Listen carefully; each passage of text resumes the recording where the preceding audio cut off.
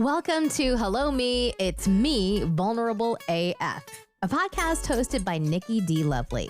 That's really just her diary disguised as a podcast, but who cares? You're here for it.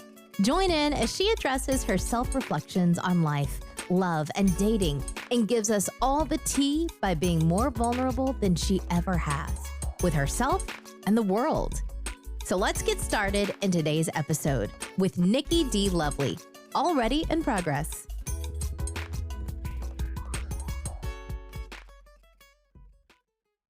Right. And welcome to Hello Me, It's Me, Vulnerable AF. Today we will be talking about letting go. If you have been following me on Threads, you know I've been posting a lot about my daughter's situation with her boyfriend. And as complex as this situation is, I guess it's really not in the grand scheme of things when you sit down and think about it or talk out loud about it. I do want to offer a little bit of insight, I guess. My daughter is African American. The guy that she has been seeing is white. And I cannot say whether or not that has anything to do with the fact that his father is basically kicking him out of the apartment that he is paying for. But I will say that I can't not say that that's not the reason. I know he's saying that it's because of some social media stuff that they've been doing together, which honestly is a little off the wall. So I will say I also understand that aspect of things as well. But one thing I'm learning is, as a parent, the more you try to hold on to them, the more they will try to pull away from you. And yeah, the last couple of weeks for me, given this whole situation, because when this young man's dad, for those of you who don't know the story, the guy that my daughter is seeing, once he found out about their relationship online, he told his son that he probably needed some time away from my daughter and told him to go back home to his mom, and he was kicking him out of his apartment, breaking the lease, gave him 1 week to get out. And it was, for lack of a better word, it was crazy, actually. Because what parent does that to their child? Now I understand he was definitely acting from his emotions. But he also put his son and my daughter in a very weird situation, because him trying to force them apart only made them come together even more. So much so that my daughter has left my house in order to be there emotionally supportive for this young man. And in the process, it has triggered a lot in me, because I remember being that young girl who put so much aside for someone else, who had all the knowledge, who had the wherewithal to be able to move forward. Now this young man doesn't have any credit. He's never rented anything. He's never paid a bill. He doesn't have a social security card. There's a lot of things that we're finding out, about being brought up in a quote unquote very well taken care of household. But he's not prepared to be the adult that he is at 22. And that's also kind of scary, because a lot of this is now falling on my daughter. And so now that I'm giving you the backstory and the triggers even for me, I realize that a lot of this kind of just boils down to me. She's made her decision to leave the house, and she changed her plans of going to Louisiana to be out here to stay with him, because in some ways it's that Romeo and Juliet of, you can't keep us away from each other. And the fact that this father, I'm really upset at this man, because the fact that he came and did all this is kind of forces their hand. And when you're young, you're like, I dare you. And that's where they are. And I had to get to a point this week where I was okay with letting go. And it was very obvious she had gotten to that point before me. But I was dealing with a lot of grief that I didn't know came with watching your kids go before you were ready to let them. And I don't think that part is talked about enough. The part of, people try to call it empty nest. And that phrase makes it sound like the sadness starts when the room is empty, like when the nest is empty. But I'm realizing that sometimes the grief starts while they are still right in front of you, but they have emotionally packed before they've even physically left. Because I can go into my daughter's room right now and all of her stuff is still there. She went to this young man's house, just quote unquote as a weekend getaway or whatever, and she just has not come back. It's been at least 2 or 3 weeks now, and I have still yet to see her. She is living her best life, I guess one might say. But I think what's really hurtful is the fact that we had come up with all these plans together, and I imagined that she would step into her adulthood a little differently, like on her own. I've always stressed not relying on a man. And what kills me is that she was 1 month, 1 to 2 months away from going off to college. And then this man comes into her life, and all of a sudden, everything's at a standstill. This is the guy she wants to be with. She's putting everything aside for a guy. And we know the tale as old as time. There's not much you can do at this point. I thought I had raised her so much better than this. And I think that's the part that's really getting me too is how many times can you share your story? It's also kind of funny too, because I will say I've been in the same position myself. And I'm starting to realize and understand how my mom was feeling during this time. My daughter is the same age I was when I left and for a guy and got married and lived a very bad life after that. I got pregnant with my daughter around the same age she is now. So I think a lot of this is triggering me in ways I needed to take a step back from and tell myself, okay, look, this is a you thing. This isn't a her thing. And I think a lot of times, a lot of our fears that we have for our kids stem from the experiences that we have. But that's not to say that our kids will have those same experiences just because we had them. And sometimes you have to ask yourself, am I afraid because I see danger?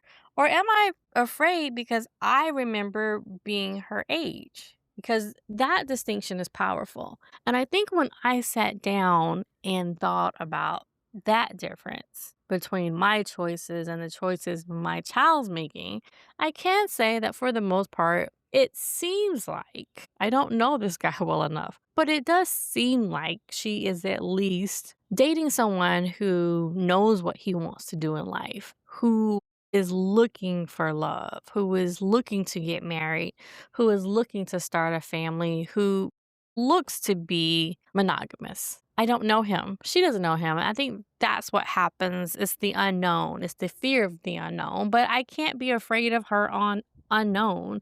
That is her unknown to be afraid of, not for me to carry. Because what I'm realizing and what I have been realizing this past week as I have been crying and triggered and, reliving my own thoughts and problems is that I can't put that on her.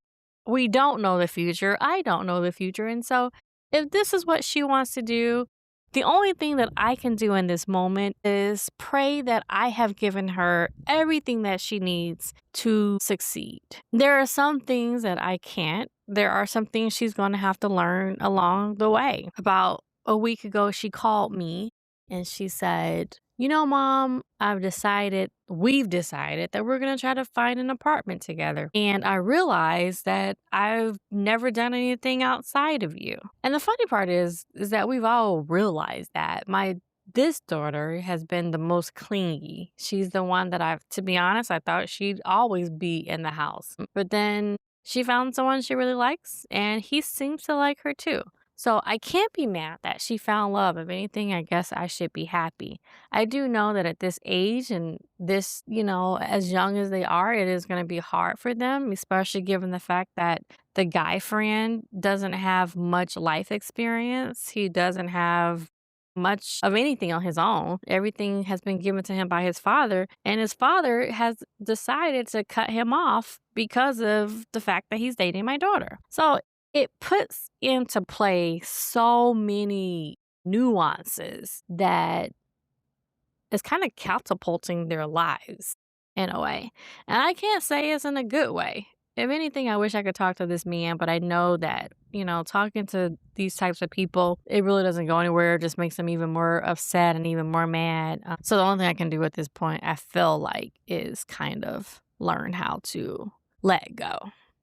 And letting go this week, last week, has been some of the hardest for me. The anxiety, the stress levels that I have felt because I care. I think some people can say, well, that's your adult daughter. You did what you could do. And the only thing that you can do at this point is let them fly.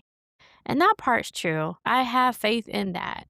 I think more so it's just that I care and I care wholeheartedly. And I care about my children and I really care about the fact that I don't want to see them make any of the same mistakes that I made. I do want to see them succeed. I want them to be better than me in all aspects of their lives. And I think sometimes it makes me wonder if I fell short on some things. But at the end of the day, I have realized that this is not my life anymore. I can learn to love and lead and not have to be in control, not have to be there all of the time. And once I release that, I think what people don't understand is that fear of the unknown. Once you release the fear and say, it's out of my control, there's nothing I can do about it, which is a big thing when it comes to faith. Once you learn that, the weight that's lifted off of your shoulders is immense. It has actually been quite peaceful.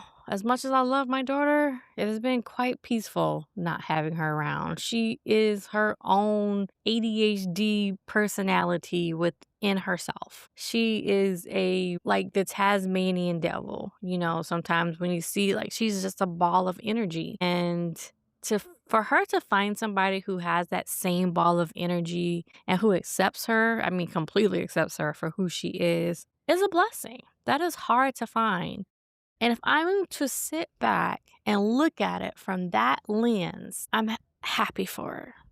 Will it be hard for her? Yes. But no more harder than it was for me trying to figure it out on my own. I moved out of my household when I was 18. So for her to be able to do that now and figure out her own way with someone who is actually there who seems supportive, if anything, I need to just sit back and just say, okay, let's just see where this goes. It could be worse. It could be worse. She could be with her father, like the guy that I was with. This guy doesn't seem to be like that. The only thing, there are some concerns I still have, and I've expressed them on threads. And, one of the main ones was the religious thing. But I understand now that this man, and to put that in perspective for those of you who are not following my threads, he is newly religious, like within the last year. And he's really into trying to teach her this religious path. And I am a little cautious when it comes to people who are really strong about their faith and trying to teach someone else their faith. I am fine with you having your own faith. I love the fact that you believe in something, but I do have a problem when, like, the person next to you has to believe what you believe. That to me comes on a little bit too much. And that was always my major thing with him. But then I found out about his father, and then I realized he's cutting off one father and accepting another father, which would be God. So I understand now more where that's coming from, but I also just want to make sure that he doesn't get lost in that as well. And my daughter doesn't get lost in that as well either, because I came from a similar situation with a guy, her father, who found religion as well because he was so lost and he was going through so much, and he called himself, I don't know what it is about when people go into religion, they always want to bring everybody in there too. It's like, oh my gosh, I found this great thing. Everybody come in here too. No, I would like for you to sit in that for a second and then come talk to me, But the same thing happened with her father. So I think that whole thing just triggered all kinds of things in me. It's a story I have yet to tell that I will probably tell soon. It's a very emotional story, one that I rarely go back to, but it's something that I do at one point will tell. But that's getting off subject. All that being said, that was my one concern, the religion thing. And I think that as long as they can get around that and they can do it in a healthy way, they'll be okay. So ultimately, when I sit back and look about the reasoning why I was feeling a certain way, it's because number one, I wanted to prevent my daughter from learning the painful lessons that I did the hard way. I wanted to make sure that she could recognize the warning signs earlier than I did. And we've already had that discussion. And then I also know that I have a tendency to want to fix things, to rescue, to say, I know better. But I think I've learned that protecting your child does not mean that you must refuse letting them become an adult. And the way that you become adult is by doing. And I can give her my wisdom. I can ask her all the hard questions and I can tell her what I can see. And I can make sure she knows that she always has somewhere safe to land. But at the end of the day, we cannot live our lives for our children. They have to do that themselves. And if I try, I may teach her that love only exists when she makes choices that I approve of. And sometimes your kids have to make choices that you don't approve of. And who's to say that you have all the answers? That your answers are always right. Now, yes, there are certain times we can look at things and say, okay, I know where this is going, right?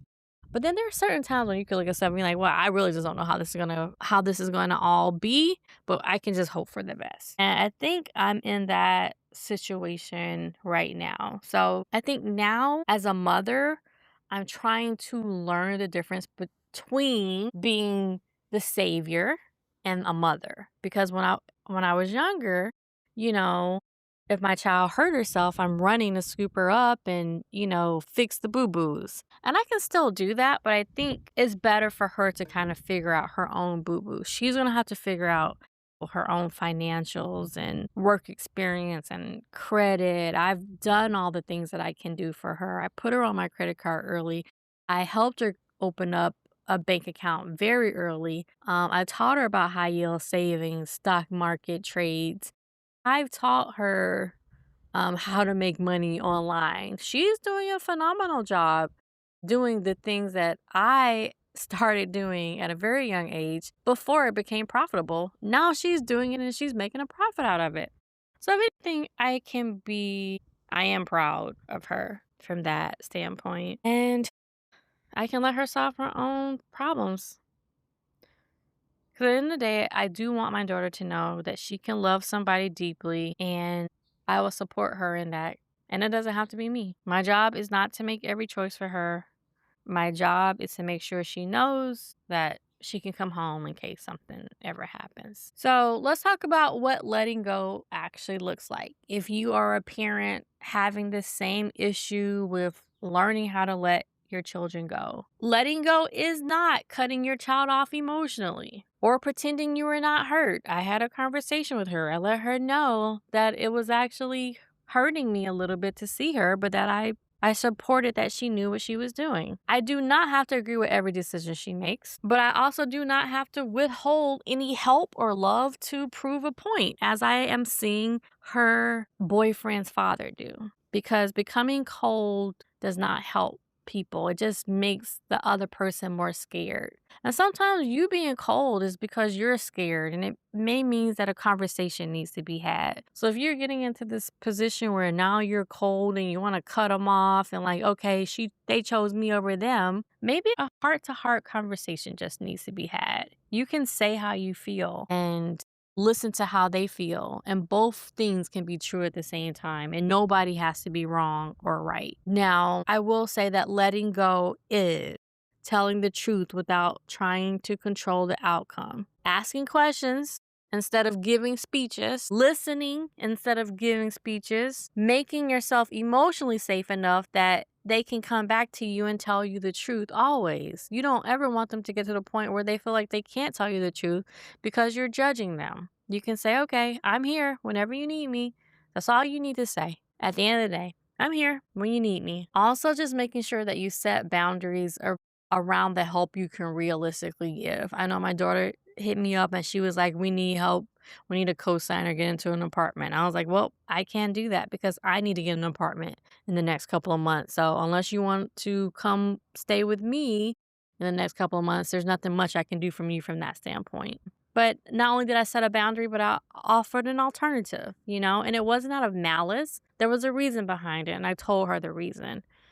At the end of the day, you have to allow them to learn, even when you wish you could spare them the lesson. If they want to go about it this way and do things their own way, you have to let them. You've brought them up to this place. I feel like so many times we raise these kids to, and then at 18 it's like, okay, off on your own, but they do still need your guidance. And so remember that their adulthood is not a rejection of your motherhood. It's just that it is their time to shine and do their own thing. So I say all that to say, usually I have a moment to myself where I talk to my old me and give her advice. And it's the hello me, it's me, Nikki. And I'll say this. I remember when I first dropped my daughter off at kindergarten, and I didn't know at the time that I was going to cry, but I dropped her off and she didn't even look back for me. And I think that's what made me cry. I was like, oh, wow, I thought she was going to cry and she didn't. So anticipation of her crying and she didn't cry and look back for me, I think that made me cry because it was like, oh, wow, my little girl is actually growing up. She doesn't need me anymore.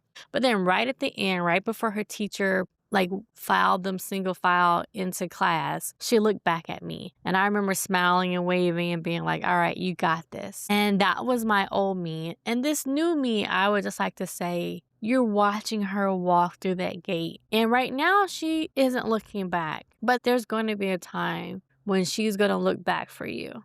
She's doing that same thing where she thinks she's ready. And all you can do at this point is just let her through that gate and let her know that when she does look back, you would be there. And yeah, on that note, I'm going to go ahead and end it. But I do want to leave a question. What is one version of your child's future that you may need to release? Meaning what you thought you saw for your kid and their path is looking differently.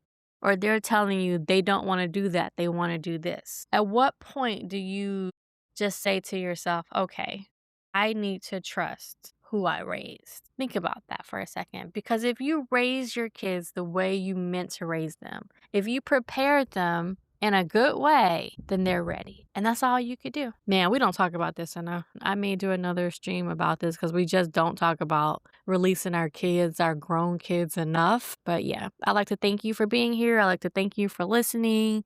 I'd like to thank you for being a part of this podcast. And until next Thursday or next week, I will see you later.